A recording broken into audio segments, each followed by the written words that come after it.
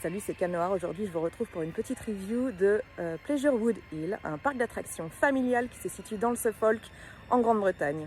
Alors, petite anecdote qui nous plaît à nous, les Frenchies, ce parc a été construit en 1983, a fini dans le panier de ce qu'on appelle maintenant la Compagnie des Alpes en 2004, et oui, et cela jusqu'en 2010, date à laquelle il a été repris par le groupe Looping, propriétaire. Alors, le groupe Looping, c'est aussi la mer de sable. Alors, si jamais vous avez un pass annuel pour la mer de sable, vous aurez 30% de réduction pour l'entrée de ce parc. Nous, on est 4, 2 adultes, 2 enfants, et on a opté pour un pass familial à 75 pounds la journée, ce qui est tout à fait honnête. Franchement, c'est un petit parc super sympa pour y passer la journée, bien que sur le papier, au début, ça nous a fait peur, puisqu'il est ouvert seulement de 10h à 16h.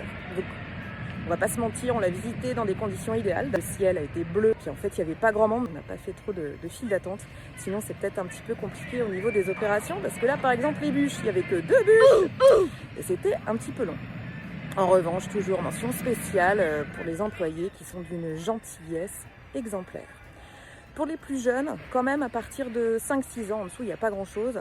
Plein de petits flat rides voilà, qu'on retrouve partout. Bien sûr des tasses, et oui, des tasses, des éléphants volants, des petites montgolfières volantes aussi.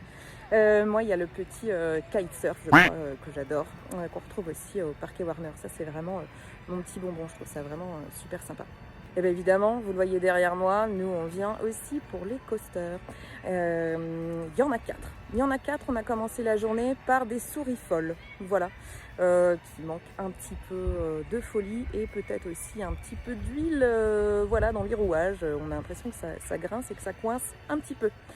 On a ensuite Egg Express, qui c'est une coccinelle. Voilà, ça fait le taf. Hein, c'est toujours sympa ce petit côté rase-moquette là avec la vitesse pleine balle. On a aussi un distributeur de baffes. On est en bas, on se dit qu'on va prendre des baffes. Je crois qu'il s'appelle Boulet de Canon, un truc comme ça. Il n'a pas volé son nom et son impression. C'est tout à fait honnête. On a l'impression que ça va secouer et ça secoue. Et puis on a derrière moi, vous le voyez, un Vekoma, donc un boomerang de chez Vekoma. Alors lui, il date de l'ère de la Compagnie des Alpes, il est arrivé sur le parc en 2007.